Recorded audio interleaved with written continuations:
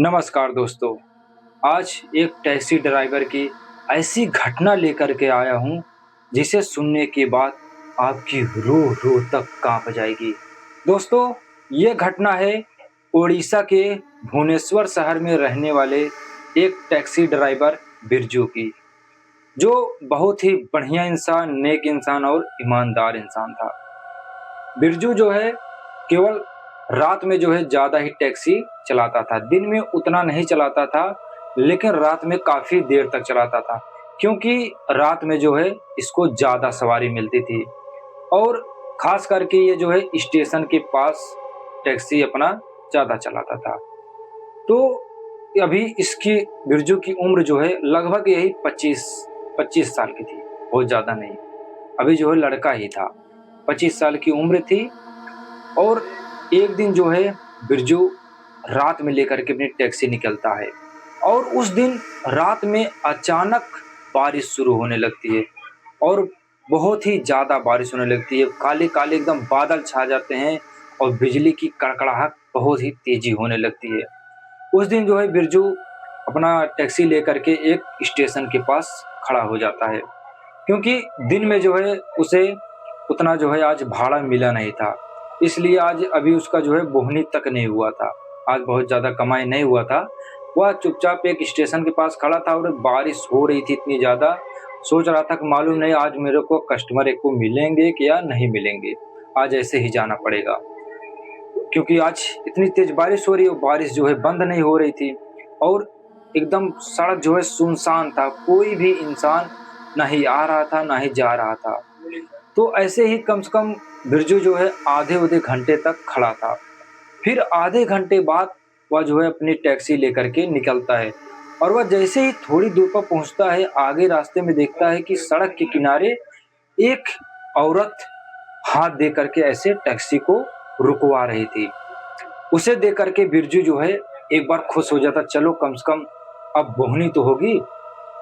तो उसने जो है अपनी टैक्सी उस औरत के सामने रोकी और जैसे ही टैक्सी रोकी, औरत ने बिरजू को देखा और मुस्कुराते हुए पूछा कि भाई, चंदरपुर गाँव चलोगे क्या? अब चंदरपुर गाँव का नाम सुनते ही एक बार बिरजू थोड़ा चौंक जाता है। क्यों? क्योंकि चंदरपुर गाँव यहाँ से लगभग 40 किलोमीटर दूर था और जो रास्ता चंदरपुर गाँव जाता था वो एक जंगल से होते जाता था और कई लोगों ने बताया भी रात में जो है उस रास्ते में अजीब-अजीब घटनाएँ भी हो जाती हैं। लेकिन बिरजू एक तरफ थोड़ा-थोड़ा डर भी रहा था और एक तरफ आज उसको जो है कोई कस्टमर नहीं मिला था। इतना देर बाद उसको एक कोई कस्टमर मिला, वो भी इतना दूर रास्ते का, उसका जो है अच्छा खासा पैसा बनने वाला था।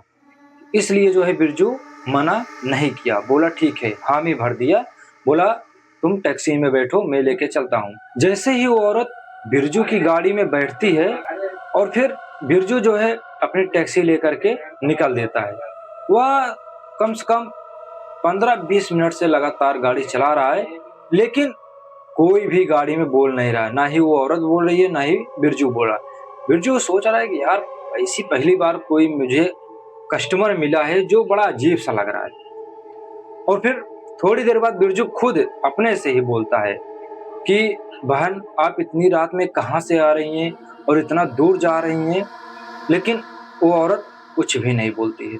उसके बाद जो है बिरजू फिर दोबारा नहीं पूछता है और बिरजू थोड़ा जो है अपने जब गाड़ी के शीशे में देख रहा है ध्यान से, तो वो औरत खिड़की खोलकर बस ऐसे अपना सर निकाल करके अंधेरे की तरफ ऐसे देख रही है और देखती ही जा रही है अंधेरे की तरफ। और फिर बिरजू जो है गाड़ी चलाता रहा और गाड़ी जो है फिर एकदम वही जंगल की बीच से गुजरने लगी। आवाज़ इतनी अजीब सी आई, बिरजू थोड़ा घबरा जाता है। वह तुरंत चेक करता है, देखता है रेडियो तो बंद है, रेडियो का बटन भी नहीं चालू है। फिर आवाज़ कहाँ से आने लगी? तो फिर इतना देख कर के वो औरत पीछे से बोलती, भैया मुझे देर हो रही है, थोड़ा आप और फास्ट चलिए, बस थोड़ी दूर और है। तो बिरजू जो है फिर गाड़ी चलाने में ध्यान लग जाता है, ये सब छोड़ देता है। तो वह थोड़ी और दूर जाता है तो वो औरत बोलती है, सामने एक बरगद का पेड़ है, आप मुझे वहीं पर छोड़ दो। तो बिरजू जब गाड़ी वहाँ लेकर के पहुँचता है, देखता है दूर-दूर तक कोई घर तक नहीं दिखाई देता है।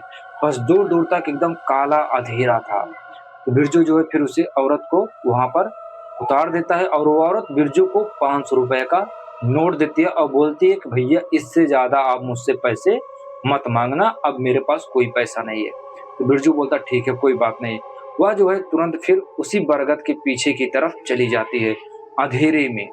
यह देख करके बिरजू जो है बस अपने एकदम ऐसे मतलब लंबी सांस लेता है कि चलो भाई जो भी था बस मैं अब चलता हूँ अपने घर पर, आज की कमाई जो होना था हो गया, बहुत हो गया, एक तो इतना दूर में आ गया हूँ, मेरा आने का मन भी नहीं था। बस वो तुरंत गाड़ी स्टार्ट करता है और सोचता है कि बस मैं अब चलता हूँ तुरंत शहर की तरफ। बस थोड़ी दूर जैसे ही हो गया, वह देखता है गाड़ी की सीट पर, पीछे की सीट पर उस औरत का जो बैग था वो वहीं पर छूट गया था। अब बिरजू फिर फंस जाता, सोचता यार मैं अब इसका बैग है, मालूम नहीं क्या जरूरी सामान हो सकता है या कुछ भी हो सकता है, अकेली औरत का है, तो एक काम करता हूँ फिर मैं इसे वापस देकर आता हूँ। तो वह फिर जो है अपनी गाड़ी को मुड़ा लेता है वापस और तुरंत जो है वह उसी बरगद के पास पहुंचता है और वहां देखता है दूर दूर तक वो औरत दिखाई ही नहीं देती है और वहां पर वह खड़े होकर के आवाज भी लगाता है 2-3 बार, लेकिन कोई आवाज नहीं आती। तब बिरजू जो है थोड़ी दूर बरगद के आगे की तरफ निकल जाता है ढूंढते ढूंढते और वहां देखता है एक बहुत ही पुराना मंदिर वहां पर सामने था। वहां पर जो है हल्की हल्की लाइट जल रही थी और उसके पास जाता देखता है वहां मंदिर का एक पुजारी बैठा था, एकदम बूढ़ा पुजारी हो गया था। तो वह बूढ़ा आदमी पूछता है कि बेटा तुम इतनी रात में यहाँ क्या कर रहे हो और ये तुम्हारे हाथ में किसका बैग है। तो बिरजू बोलता है कि बाबा जी मैं जो है एक औरत को यहाँ पर लाया था, यहाँ बरगद के पास छोड़ा और उसी का बैग जो है मेरी गाड़ी में छूट गया, वही मैं लौटाने के लिए आया हूँ। तो पुजारी बोलता है बेटा तेरी गाड़ी में जो औरत बैठी थी अब वो तुझे नहीं मिलेगी और ये बैग तू भूल जा, इस बैग को तू यहीं फेंक के चला जा। तो बिरजू पूछता है ऐसा बाबा ऐसा क्यों, क्या करें आप, वो औरत मेरे सामने बैठी, मुझे पैसे भी दी और यहीं बरगद के पास वो उतरी, बोली जो है मेरा गांव चंद्रपुर गांव है, मैं यहीं गांव में रहती हूँ। तब वह पुजारी उसे बताता है कि बेटा आज से करीबन जो है 5 साल पहले इसी रोड पर, वहीं जहां से तुम उस औरत को लाए हो, उसी रोड पर जो है इस औरत की दुर्घटना में मृत्यु हो गई थी और ये औरत उस दिन जो है स्टेशन से अपने गांव के लिए आ रही थी, लेकिन एक ड्राइवर जो है ऐसे ही तुम्हारी टैक्सी वाला एक ड्राइवर था जो बहुत ही ज्यादा दारू पिया था और वो दारू के नशे में एक्सीडेंट कर देता है और ये औरत वहीं सड़क पर तड़प तड़प के मर जाती है। और लोग तभी से कहने लगे कि हर रात, जिस दिन रात में एक कोई टैक्सी ड्राइवर अकेला रहता है, उसकी गाड़ी में कोई नहीं रहता है, तो यही औरत उसे जो है टैक्सी ड्राइवर को ढूंढती है वो अपने घर जाने के लिए। इतना सुनते ही बिरजू के हाथों से बैग ऐसे छूटकर गिर गया।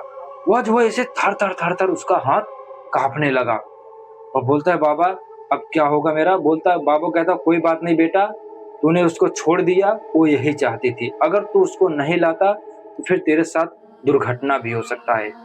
तो बिरजू जो है वहां से फिर बैग को फेंक करके, पहले वो जो है बैग को खोल के देखता है, उसमें जो है कुछ पुराने कपड़े और एक पुराना न्यूज अखबार था और वो अखबार में देखता सचमुच इस तारीख को जो है उस लड़की की दुर्घटना हुई थी। और फिर उसके बाद वह जो है सारा सामान वहीं मंदिर के पास छोड़ करके अपना टैक्सी लेकर के तुरंत अपने शहर आ जाता है और सुबह जो है एकदम बढ़िया से फ्रेश मूड उसका शांत होता है। लेकिन वह रात की घटना से इतना डर गया था, इतना बहुत ज्यादा, कि रात भर उसको नींद नहीं आई थी, ये समझिए। तो सुबह जो है तभी उसने तय किया कि अब मैं रात में, इतनी रात में गाड़ी चलाऊंगा, लेकिन इतना दूर तक मैं कभी कहीं नहीं ले जाऊंगा और ज्यादातर खास उस चंद्रपुर गांव की तरफ कभी नहीं जाऊंगा। अब जो है बिरजू हमेशा बस 9-10 बजे तक ही गाड़ी चलाता था, उससे ज्यादा नहीं चलाता था। लेकिन कुछ दिनों के बीत जाने के बाद दोस्तों ये घटना अभी समाप्त नहीं होती है। लोग आज भी कहते हैं कि अगर कोई भी इंसान रात में स्टेशन के पास से टैक्सी लेकर के निकलता है तो वो औरत किसी न किसी को जरूर मिलती है।